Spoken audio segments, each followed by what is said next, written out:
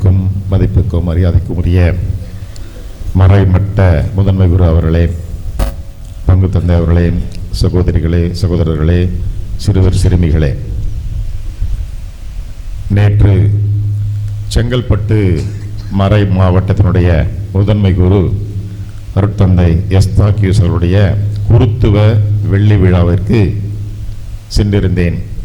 அச்சரப்பாக்கம் பக்கத்தில் எலப்பாக்கம் என்ற ஒரு சிறிய கிராமம். அவர்தான் அந்த ஊருக்கு முதல் குரு.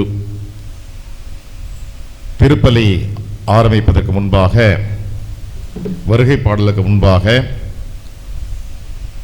ஒரு நீண்ட கொம்பொலி கேட்டது. ட்ரம்பட் என்பது எக்காலத்தை ஒருவர் ஊதினார். அவர் ஃபாதர் ஜேக்கப். அவர் பேர் என்ன வச்சுருக்காங்கனாக்கா எக்காலம் ஜேக்கப் அப்படி தான் பேர் வச்சுருக்கிறாங்க. ஃபாதர் எக்காலம் ஜேக்கப். எங்கே போனாலும் அவர் தான் எக்காலம் ஊதுவார். எக்காலம் ஊதி அந்த விழாவை தொடக்கினார்கள். ஏன் இதை சொல்லுகிறேன் என்றால், நாம் பொன் விழா என்று சொல்லப்படுகின்ற ஜூபிலி விழாவை கொண்டாடுகின்றோம். இந்த ஜூபிலி என்ற சொல் எபிரேய மொழியிலிருந்து வந்திருக்கிறது. அதற்கு ஆட்டின் கொம்பு என்று பொருள்.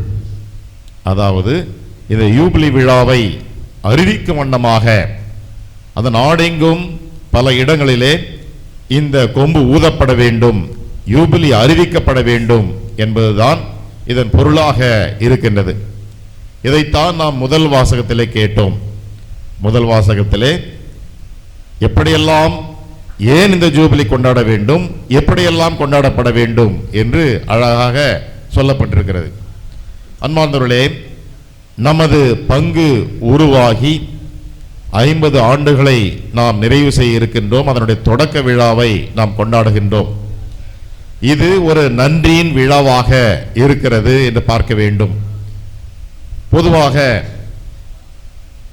திருமண ஆண்டிலே 25 ஆண்டுகள் முடிந்தவுடனே திருமண வெள்ளி விழா கொண்டாடுகிறார்கள், அல்லது 50 ஆண்டுகள் முடிந்தவுடனே பொன் விழா கொண்டாடுகிறார்கள். குருக்களுக்கும் அருள் சகோதரிகளுக்கும் இதே போல கொண்டாடுகிறார்கள். இந்த ஜூபிலி என்ற உடனே ஒரே மகிழ்ச்சி, சந்தோஷம், விருந்து, இதுதான் நம்முடைய மனதிலே நிற்கும். ஏனென்றால் அதுதான் நாம் வழக்கமாக செய்வது. ஆனால் நம்முடைய பங்கிலே நாம் ஜூபிலி கொண்டாடுகின்ற பொழுது, இதனுடைய உண்மையான பொருள் உணர்ந்து நாம் கொண்டாடுகின்ற பொழுதுதான் நமக்கு உண்மையிலேயே அருள் தரும் ஆண்டாக இந்த ஆண்டு அமையும். ஆகவே ஜூபிலினுடைய முக்கியமான ஒரு கருதுகோள், ஒரு பொருள் என்னவென்றால் நன்றி. பின்னால் என்ன எழுதியிருக்கு பாருங்க, ஆண்டவருக்கு நன்றி செலுத்துங்கள். அந்த பக்கத்தில் இருந்த படிக்க முடியுதா? திருப்பாடல் 107:1. Very good. ஆக நன்றி, இங்க ஒரு நன்றி, இறைவா நன்றி. ஆகவே இந்த நன்றி தான் அடிப்படையாக இருக்கிறது. நன்றி என்பது, ஏனென்றால் இத்தனை ஆண்டுகள் நம்மை வழிநடத்தி இருக்கிறார்கள், ஆண்டவருடைய பராமரிப்பு நமக்கு இருந்திருக்கிறது. எனவே நன்றி சொல்ல நாம் கடமைப்பட்டிருக்கின்றோம். இந்த பங்கு ஆரம்பித்து 50 ஆண்டுகள் நிறைவுறுகின்றன. இந்த பங்குல எத்தனை பேர் திருமுழுக்கு பெற்றிருக்கீங்க, ஞானஸ்நானம் வாங்கியிருக்கீங்க? Very good. நீங்களும் எங்க ஞானஸ்நானம் வாங்கினீங்க தெரியல, சின்ன பிள்ளைங்களா? எத்தனை பேருக்கு திருமணம் நடந்திருக்கிறது? எத்தனை பேருக்கு இங்க புது நன்மை வாங்கி இருக்கிறீங்க? எத்தனை பேர் பங்குல உறுதி பூசல் வாங்கி இருக்கிறீங்க? Very good. அப்ப நம்முடைய வாழ்விலே தொடக்கம் முதல் இறுதி வரை இந்த பங்கு நம்முடைய ஆன்மீக வாழ்வின் மையமாக இருந்திருக்கிறது. திருமுழுக்கு பெறுகின்ற வரை அதிலே தொடங்கி நம்முடைய தாத்தா பாட்டி அவரெல்லாம் இங்கதான் திருப்பலி, இறப்பு திருப்பலி நிறைவேற்றி இருப்பீர்கள். ஆகவே தொடக்கம் முதல் இறப்பு வரை நம்முடைய ஆன்மீக வாழ்விலே மையமாக இருப்பது எது என்றால் இந்த பங்கு. இந்த பங்கு என்றால் இந்த கட்டடம் மட்டும் இல்லை, அந்த பங்குன்றது ஆலயம். இந்த ஆலயம், பங்கு என்பது எல்லாத்தையும் உள்ளடக்கியது. இந்த பங்கினுடைய ஒரு அடையாளமாக இருப்பது பங்கு ஆலயம். ஆனால் பங்கு என்று எதை குறிக்கிறது? எல்லா மக்களும் இந்த பங்கு குருவோடு சேர்ந்து இருக்கின்ற குழுமம் தான் பங்கு. ஆகவே இந்த உயிருள்ள நாம் தான் பங்காக இருக்கின்றோம். ஆகவே இந்த 50 ஆண்டுகளிலே நாம் எப்படியெல்லாம் யோசித்து பாருங்கள். இந்த இடத்தில் நாம் திருமுழுக்கு பெற்றிருக்கிறோம். இந்த இடத்தில் தான் நாம் சிறு பிள்ளைகளாக இருக்கின்ற பொழுது புதுநன்மை வாங்கி இருக்கின்றோம். இந்த இடத்தில் தான் ஆயர் கையிலே உறுதி பூசல் பெற்றிருக்கிறோம். இங்கேதான் பலருக்கு திருமணம் நடந்திருக்கிறது. ஆகவே இந்த ஆன்மீக வாழ்வு, இந்த இடம் நமக்கு மையமாக முக்கியமான ஒரு வழியாக இருந்திருக்கிறது. எனவே இந்த பங்குக்கு நன்றி சொல்லுகிற நாம் இந்த பங்கை வழிநடத்தியவர்களுக்காக நாம் நன்றி கூற வேண்டும். எத்தனை பேர் ஃபாதர் VS அந்தோணி சாமியை பார்த்துருக்கீங்க? முதல் பங்கு கூற சொன்னாங்க, கொஞ்சம் பேர் பார்த்துருக்கிறீங்க. அதுக்கு அடுத்து யார் பங்கு தந்தை ஞாபகம் இருக்குதா? அதுக்கு அடுத்தது அட்லீஸ்ட் ஃபாதருக்கு முன்னாடி இருந்தவங்களா ஞாபகம் இருக்குங்களா உங்களுக்கு? ஃபாதர் ஜான் ராபர்ட்டுக்கு முன்னாடி யார் இருந்தது? Very good. ஆக இத்தனை இந்த ஃபாதர் VS அந்தோணிசாமி எனக்கு நல்ல ஃபாதர் பால்ராஜ்குமார் நல்லா தெரியும். இவர்கள் நாங்கள் குரு மடத்திலே படிக்கின்ற பொழுதுதான் அவர் இறந்திருப்பார் என்று நினைக்கிறேன். ஆகவே இவர்கள் எல்லாம் உங்களை பங்கில் வழி நடத்தி இருக்கிறார்கள். அருள் சகோதரிகள் வழி நடத்தி இருக்கிறார்கள். மறைப்பணியாளர் என்று சொல்லப்படுகின்ற வேதியர்கள் உங்களை வழி நடத்தி இருக்கிறார்கள். உங்களுக்கு மறைக்கல்வி சொல்லிக் கொடுத்த, உதாரணமாக இந்த ஞாயிறு மறைக்கல்வியாக இருக்கலாம், அல்லது பங்குசாமி லிஸ்ட் எங்க இருக்குது? VS Anthonisamy, father S Christopher எனக்கு தெரியும். D அந்தோணி இருக்கும்போது நான் இங்க உதவி பங்கு தந்தையாக இருந்தேன். மரி அண்டோனி ஃபாதர் எங்களுக்கு junior father. Father John James, father S Adaikalasamy, father Apollin இப்போதான் இறந்தாரு. ஃபாதர் அல்போன்ஸ் இருந்திருக்காங்க. Father Dominic Savio, father Peter Henry Joshua என்னுடைய வகுப்பு தோழர், ஃபாதர் L ஜெரார்ட் இப்போ இருக்கிற ஃபாதர். இத்தனை பேர் ஏறக்குறைய இருக்காங்க. அதுக்கு முன்னாடி லெக்ரான் 12 பேர் இருந்திருக்காங்க. ஃபாதர் லெக்ரான் விட்டு பண்ண. ஆமாம், ஓகே, நன்றி.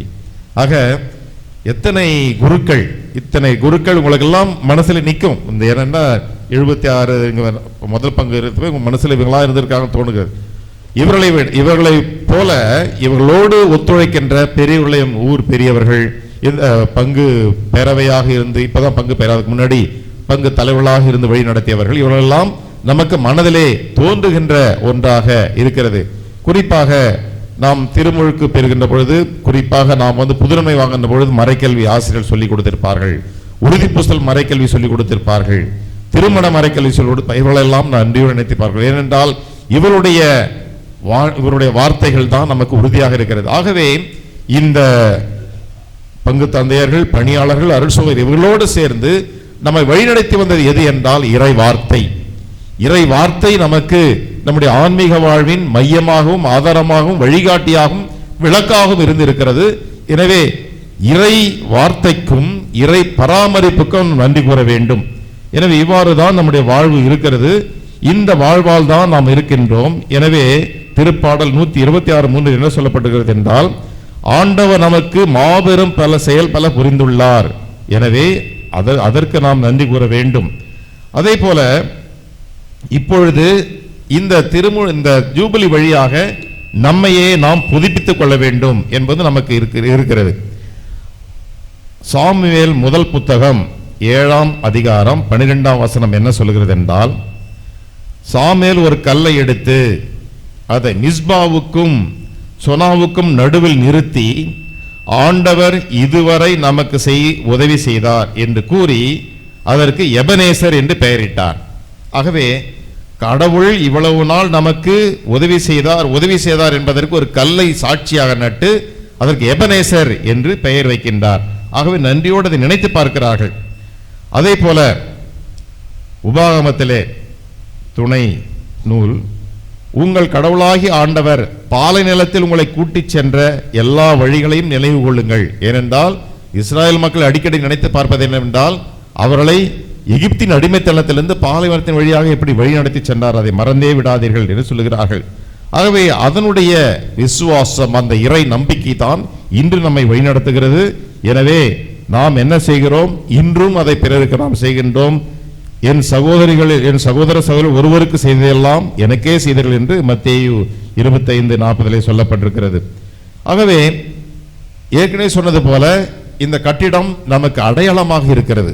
இது நம்முடைய பங்கு என்றாலே நமக்கு நினைவு கூறுவது ஆலயம். ஆனால் ஆலயம் என்பது போல நாமும் மிக முக்கியமாக இருக்கின்றோம். எனவேதான் உயிருள்ள கற்களாகி நீங்கள் ஆன்மீக இல்லமாக கட்டப்படுங்கள். உயிருள்ள கற்களாக நீங்கள். ஆகவே இதெல்லாம் உயிரில்லாத கற்கள். இந்த கட்டிடம் கட்டது உயிரில்லாத கற்கள். ஆனால் உண்மையான பங்கு ஆலயம் எங்கே இருக்கிறது? நாம் தான். உயிருள்ள கற்களாகி நீங்கள் ஆன்மீக இல்லமாக கட்டப்படுங்கள் என்று 1 பேதுரு 2:5 சொல்லப்படுகிறது. ஆகவே இந்த கட்டிடம் என்பதை விட நாம் என்பது முக்கியம். எனவே இது ஒரு கொண்டாட்டம், மகிழ்ச்சி இருக்க வேண்டியதுதான். அதே நேரத்தில் புதுப்பிப்பு, நம்ம பங்கை புதுப்பிப்பதில் ரிவைவல், ரினியூவல் என்பது மிக முக்கியமான ஒன்றாக இருக்கின்றது. இதிலே முதல் வாசகம் என்பதைத்தான் நம்முடைய வாழ்வின் இந்த ஜூபிலி ஆண்டினுடைய மிக முக்கியமான கருத்தாக நாம் கொள்ள வேண்டும். இந்த திருப்பலி முடிந்தவுடன் பங்கு தந்தை அவர்கள் இந்த ஆண்டு திட்டத்தை அறிவிப்பதாக சொல்லியிருக்கிறார்கள். இந்த ஆண்டு முழுவதும் என்னென்ன செய்ய போகிறீர்கள் என்று. அதில் என்னென்ன என்று எனக்கு தெரியவில்லை, ரகசியமாக வைத்திருப்பார். இங்கே வெளியிலே பார்க்கிறேன். வெளியிலே பார்த்த பொழுது ஒரு அழகான பேனரிலே எப்படி இந்த ஆலயம் புதுப்பிக்கப்பட வேண்டும் என்பதை வைத்திருக்கிறார்கள். ஆகவே இந்த ஆலயம் முகப்பு எவ்வாறு அமையும், உள்ளே புதுப்பித்தல் எவ்வாறு அமையும் என்றும் சொல்லப்பட்டிருக்கிறது. இவையெல்லாம் நமக்கு அடையாளமாக இருக்கும். ஏனென்றால் ஒரு ஜூபிலிக்கு ஒரு அடையாளம் தேவை. இந்த 50வது ஆண்டுகளை நாங்கள் இதை செய்தோம் என்று நாம் சந்தோஷப்பட்டுக் கொள்ளலாம், பெருமைப்பட்டுக் கொள்ளலாம். அது அவசியம். ஏனென்றால் நமக்கு ஒரு அடையாளமாக இருப்பது இந்த பங்கு ஆலயம். இந்த பங்கு ஆலயத்தை புதுப்பிப்பது தேவை, அவசியம். அதே நேரத்திலே இந்த ஜூபிலி என்பதின் அடையாளம் என்ன என்பதை நாம் புரிந்து கொள்ள வேண்டும். ஜூபிலி என்றால் கொண்டாட்டம் என்று நாம் நினைக்கிறோம். ஆனால் விவிலியத்திலே கொண்டாட்டத்தை பற்றி சொல்லப்படவே இல்லை. விவிலியத்திலே இந்த கொண்டாட்டத்தை பற்றி சொல்லல. முதல் வாசகத்தில் நீ கேட்டிருப்பீர்கள். அதில் முக்கியமானது என்னவென்றால் 50வது ஆண்டு எப்படி கணக்கு வருது கண்டுபிடிச்சிருப்பீங்கன்னு நினைக்கிறேன். விவிலியத்திலே மிக முக்கியமான எண் 7. கடவுள் 6 நாள் வேலை செய்து 7வது நாள் ஓய்வு எடுத்தார். 7 மிக முக்கியமான எண்ணு. ஆகவே 7 7 எத்தனை? 49 ஆண்டுகள் முடிந்து 50வது ஆண்டு தொடங்கும் போது இதெல்லாம் செய்யுங்கன்னு சொல்றாங்க. என்னென்ன செய்யுங்கள்? அடிமைகளை விடுதலை செய்ய வேண்டும், நீங்கள் விடுதலை அடைய வேண்டும், நிலத்துக்கு ஓய்வு கொடுக்க வேண்டும் என்பதையெல்லாம் சொல்லப்பட்டிருக்கிறது. அதுல மிக முக்கியமானது என்பது விடுதலை. விடுதலை என்பது முக்கிய பங்கு வகிக்கிறது. லேவியராகமம் வாசித்ததிலே 25ஆம் அதிகாரம் 39 42 நீங்கள் வீட்டிலே படித்தீர்கள் தெரியும். அதில் 39வது வசனத்தில் என்ன சொல்லப்பட்டிருக்கிறது என்றால், சகோதரர் ஏழ்மைப்பட்டு உனக்கு விலையாகி போனால், அதாவது காசு கொடுத்து வாங்கி வச்சிருந்தா, அவர்களை அடிமை போல் நடத்த வேண்டாம், ஆக விடுதலை செய்யுங்கள் அர்த்தம். அது 40வது வசனத்தில், அவர் கூலியாள் போலும் விருந்தினர் போலும் உன்னோடு தங்கி யூபிலி ஆண்டு வரை உன்னிடத்தில் பணியாற்றட்டும். அவர் அடிமை கிடையாது, இனிமே உடைய விருந்தினர். 41வது வசனத்தில், பின்னர் அவரும் அவர் தம் பிள்ளைகளும் விடுதலையாகி தங்கள் இனத்திற்கும் மூதாதையரின் நிலப்புலகு திரும்பி செல்லட்டும். ஆகவே விடுதலை என்பது மிக முக்கியமான ஒன்றாக இருக்கிறது. ஆகவே இந்த அடிமைத்தனத்திலிருந்து விடுதலை பெற வேண்டும். இரண்டாவது மீட்பு, மீளுரிமை. குடும்பங்களின் பூர்வீக நிலங்களை அவர்களுக்கே மீண்டும் வழங்கப்பட வேண்டும். அவர்கள் யாருக்கெல்லாம் கடன் வாங்கினா அவங்களை திருப்பி கொடுத்துருங்க அப்படி சொல்றாங்க. ஏனென்றால் எல்லா நிலங்களும் யாருக்கு சொந்தம்? கடவுளுக்கு சொந்தம். ஆகவே திருப்பி அதுக்கு சொல்லணும். மூன்றாவதாக மன்னிப்பு, இரக்கம். அதாவது யாராவது உங்களை கஷ்டப்படுத்தினாலும் எது பண்ணாலும் கடனாக இருந்தாலும் எதுவாக இருந்தாலும் மன்னித்து விடுங்கள். ஆக விடுதலை, மீட்பு, மன்னிப்பு. மன்னிப்பு என்பது மிக முக்கியமான ஒன்றாக இருக்கிறது. மன்னிப்பு என்றால் என்ன? சமாதானம், அமைதி. இதுதான் அமைதியாக தான் முக்கியமான ஒன்றாக இருக்கிறது. நான்காவதாக ஓய்வு. யாருக்கு ஓய்வு என்றால் அந்த நிலத்துக்கு ஓய்வு. நிலத்துக்கு ஓய்வு கொடுக்க வேண்டும். ஆகவே விடுதலை, மீட்பு, சமாதானம், மன்னிப்பு. நான்காவதாக ஓய்வு. இந்த ஓய்வு என்பது எதை குறிக்கிறது என்றால், நாம் கடவுள் மேல் நம்பிக்கை வைக்கிறோம். ஓய்வு என்றால் நிலத்துக்கு ஓய்வு. பயிர் வைக்காதீங்க, எதுவுமே நிலத்தை உழாதீர்கள், அறுவடை செய்யாதீர்கள், முழு நம்பிக்கையும் ஆண்டவர் மீது வையுங்கள் என்று பொருள். ஆகவே சில நேரம் இந்த 50 ஆண்டு ஏன் பயிரிடக்கூடாது என்றால் நிலத்துக்கு ஓய்வு தேவை. அதே நேரத்திலே ஏழைகள் யார் வந்தாலும் அங்கே விளைவதை, தானாக விளைவதை அவர்கள் அடுத்து செல்லலாம் என்று பொருள். ஆகவே ஏழைகள் மேலும் எளியவர்கள் மேலும் அக்கறை கொள்கின்ற ஒன்றாகத்தான் இது இருக்கிறது. ஆகவே இந்த ஜூபிலி என்பது அர்த்தம் இதுதான் பொருள். இதன் அடிப்படையில் தான் நம்முடைய திட்டங்கள், நம்முடைய செயல்பாடுகள் இந்த ஆண்டு முழுவதும் இருந்தால் விவிலியத்தின் அடிப்படையில் நாம் கொண்டாடுவதாக இருக்கும். எல்லாவற்றுக்கும் மேலாக உச்சகட்டமாக இது விடுதலை எங்கே வழங்கப்படுகிறது என்றால், இன்றைய நற்செய்தியை நாம் வாசிக்க கேட்டோம். லூக்கா 4வது பிரிவு இறை சொற்றொடர்கள் 18-19. என்ன? ஆண்டவருடைய ஆவி என்மேல் உள்ளது, ஏனெனில் அவர் எனக்கு அருள் பொழிவு செய்துள்ளார். ஏழைகளுக்கு நற்செய்தி அறிவிக்கும், ஏழைகளுக்கு நற்செய்தி, சிறைப்பட்டோர் விடுதலை, பார்வையற்றோர் பார்வை என்று முழக்கமிடவும் சத்தமாக அறிவிக்கவும், ஒடுக்கப்பட்டவரை விடுதலை செய்து அனுப்பவும், ஆண்டவர் அருள் தருடைய ஆண்டினை முழக்கமிட்டு அறிவிக்க. ஆகவே இந்த எக்காலம் சொன்ன இல்லைங்களா, எக்காலம். ஆகவே எக்காலம் எதிலே இருக்கிறது? ஆண்டவர் ஆவி என்மேலே, ஏனென்றால் ஏழைகளுக்கும் அடிமைப்பட்டவர்களுக்கும் பார்வையற்றவர்களுக்கும் நான் விடுதலை கொடுக்க வந்திருக்கிறேன் என்று ஆண்டவர் சொன்னார். ஆகவே ஜூபிலினுடைய மையம், உச்சம் யார் என்று கேட்டால் இயேசு கிறிஸ்து. ஆகவே நாம் கொண்டாடுகின்ற இந்த விழா யாரை மையப்படுத்தி இருக்க வேண்டும்? இயேசுவை, இறை வார்த்தையை மையப்படுத்தியதாக இருக்க வேண்டும். ஆகவே இதுதான் உண்மையான விழாவாக இருக்கும் என்பதிலே நாம் பார்க்கிறோம். பங்கு அளவிலே நாம் எப்படி செய்யலாம் என்று பார்க்கின்ற பொழுது, நன்றி, சங்கீதம் சொன்னது போல நன்றி செலுத்த வேண்டும் என்பது முக்கியமானது இருக்கிறது. இரண்டாவதாக விடுதலையை மையப்படுத்தாக இருக்கிறது. நம்முடைய பங்கில் பல்வேறு விஷயங்களிலே மன கசப்புகள் ஏற்பட்டிருக்கலாம், மனத்தாங்கல் ஏற்பட்டிருக்கலாம், பிளவுகள் ஏற்பட்டிருக்கலாம். இவற்றையெல்லாம் சரி செய்து ஒற்றுமையும் சமாதானத்தையும் உண்டு பண்ணுவதுதான் உண்மையான விடுதலையாக இருக்கும். யோவான் நற்செய்தி 8:36 மகன், அதாவது இறைமகன் உங்களை விடுதலை செய்தால் நீங்கள் உண்மையாகவே விடுதலை ஆவீர்கள். ஆகவே நம்முடைய விடுதலை என்பது எதிலே அடங்கி இருக்கிறது? கசப்புணர்விலிருந்து, வெறுப்புணர்விலிருந்து, பகைமையிலிருந்து விடுதலை பெற்று நாம் ஒன்றுபட்ட சமூகமாக உருவாவதிலே அடங்கி இருக்கிறது. உறவுகளின் மீட்பாக இருக்க வேண்டும். உறவுகள், குடும்ப சிக்கல்கள், பல நேரங்களிலே திருச்சபையிலிருந்து விலகி போயிருப்பார்கள். ஏனென்றால் ஃபாதர் சரியில்லை, சிஸ்டர் சரியில்லை, தலைவர் சரியில்லை, கேட்டகிரி சரியில்லை, அதான் நான் வேற சபைக்கு போறேன், வேற இடத்துக்கு போறேன், கோயிலுக்கு வர மாட்டேன் என்று விலகி நிற்பார்கள். இவர்களை நாம் அணுகி அவர் நம்மோடு சேர்த்துக் கொள்வது ஒரு திட்டமாக இருக்கலாம். இளைஞர்கள், எளியவர்கள், ஓரங்கட்டப்பட்டவர்கள், இவர்களை ஒன்று சேர்த்து ஒரே சமூகமாக உருவாக்குவது நமது கடமையாக இருக்கிறது. அதனால்தான் எபேசியர் 2:19 சொல்லப்பட்டிருக்கிறது, நீங்கள் இனி அயலார்கள் அல்ல, கடவுளின் குடும்ப உறுப்பினர்கள், இந்த பங்கு உறுப்பினர்கள். இனி நீங்கள் அயலார்கள் அல்ல. ஆகவே ஏழைகளோ அல்லது எனக்கு பங்குக்கு வருவதற்கு எனக்கு வெக்கமாக இருக்கிறது, எனக்கு பிடிக்கவில்லை என்பவர்களெல்லாம் ஒதுக்கி தள்ளாமல் அவர்களையும் அரவணைத்து செல்வதுதான் உண்மையான ஜூபிலியாக இருக்கும். விசுவாசமும் மறை பணப்பு பணியும் அமைதியா முக்கியமாக இருக்கிறது. இறை நம்பிக்கை, நற்செய்தி அறிவிப்பது என்பது நமக்கு முக்கியமாக இருக்கிறது. எனவே இறை வார்த்தை, விவிலியம், அதை ஒரு திட்டத்தில் ஒன்றாக பார்த்தேன். விவிலியம் வாசிப்பது, மறைக்கல்வி, குடும்ப ஜபம், இளைஞர் பணி, இவற்றையெல்லாம் நாம் முக்கியமான பணியாக செய்ய வேண்டும். எல்லாவற்றுக்கும் மேலாக கடவுள் மேல் நம்பிக்கை வேண்டும். கடவுளுடைய பராமரிப்பு தான் நமக்கு மிக முக்கியமாக இருக்கிறது.